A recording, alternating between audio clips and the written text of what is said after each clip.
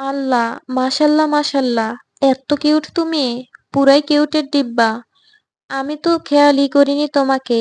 সঙ্গে সঙ্গে আবিরের দিকে তাকিয়ে বলল, ভাইয়া আপনি তো পরিচয় করিয়ে দিলেন না। আবির শান্ত স্বরের জবাব, তোমরা ঝগড়া করছিলে, তাই বিরক্ত করলাম না। ঝগড়া ঝগড়ার জায়গায়, মেঘ সবার আগে।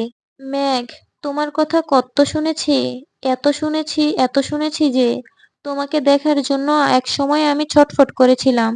রাকিবের সাথে ব্রেকআপ হলেও আমি এত ছটফট করতাম বলে মনে হয় না। আমার কত ইচ্ছে ছিল তোমাকে দেখার। রাকিবকে কত বলেছি দেখা করো আমার সাথে। কিন্তু ও আমার কথা পাত্তা দেয়নি।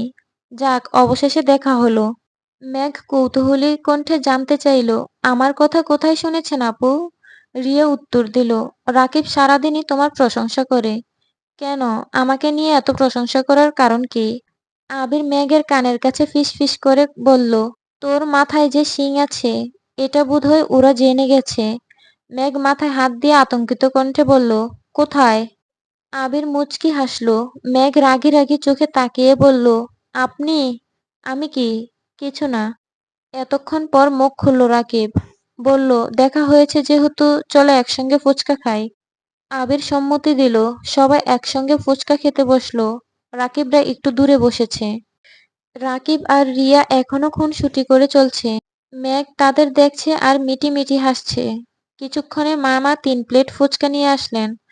আবির ফুচকা খাবে না আগেই বলেছিল। মেঘ আবিরের দিকে তাকিয়ে প্রশ্ন করল, আপনি ফুচকা খাবেন না? না। কেন, ফুচকা পছন্দ না? আবির এপাশ ওপাশ মাথা নাড়ল। মেঘ ঠোঁট উল্টিয়ে বলল, ফুচকাও কারো অপছন্দ হয়? আমার অপছন্দ, কি করব? মেঘ আশ্চর্য নয়নে তাকিয়ে আছে। আবির বলল, তোকে বারণ করিনি, তুই খা। মেঘ প্লেট হাতে নিয়ে চুপচাপ খাওয়া শুরু করলো। আবির বসে বসে ফোন চাপছে। রাকিব রিয়া দূরে বসায়, খুব একটা কথা হচ্ছে না। তারা নিজেদের মধ্যে খুনসুটি করতে ব্যস্ত। মেঘ বেশ কয়েকটা ফুচকা খেয়েছে। হঠাৎ আবিরের দিকে তাকালো।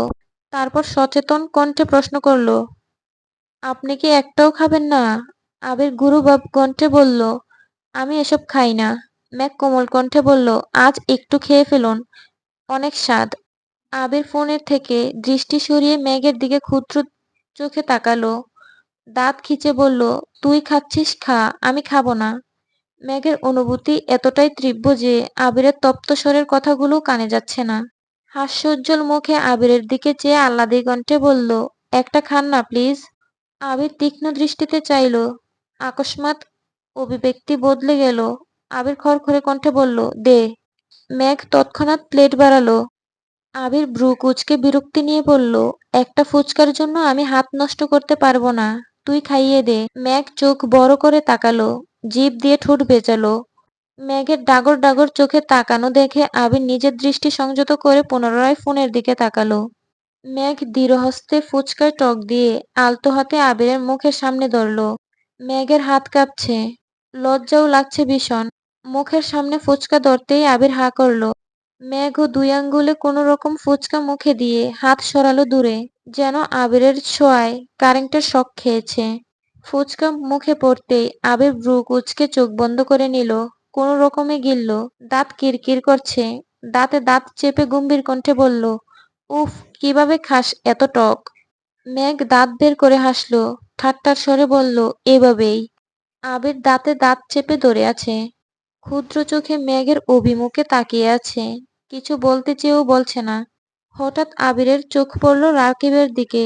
রাকিব হাঁ করে তাকিয়ে আছে। হাতে ফোন ধরে রেখেছে। পাশে রিয়াও মুচকে মুচকে হাসছে। আবির কপাল কুঁচকে তাকাতেই রাকিব মুখ বন্ধ করলো। সঙ্গে সঙ্গে ফোন পকেটে রেখে দিল। মেঘ আপন মনে ফুচকা খাচ্ছে। প্লেটের শেষ ফুচকায় অতি সামান্য টক দিয়ে আবিরের দিকে বাড়ালো। আবির সঙ্গে সঙ্গে হুঙ্কার দিল, আর খাবো না।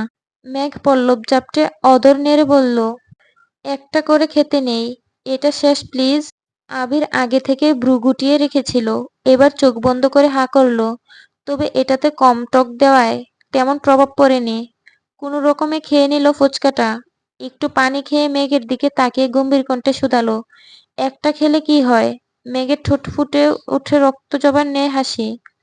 তৎক্ষণাৎ হাসি থামিয়ে বলল, একটা খেলে পানিতে পড়ে যেতেন। আবির বোকার মতো চেয়ে আছে। কয়েক মুহূর্ত পর দীর্ঘশ্বাস ফেলে বিরক্ত নিয়ে বলল, কোথা থেকে শুনিস এসব আজগুবি কথাবার্তা? মেঘ বিজ্ঞের ন্যায় মাথা দুলিয়ে বলল, আমার সোর্স আছে।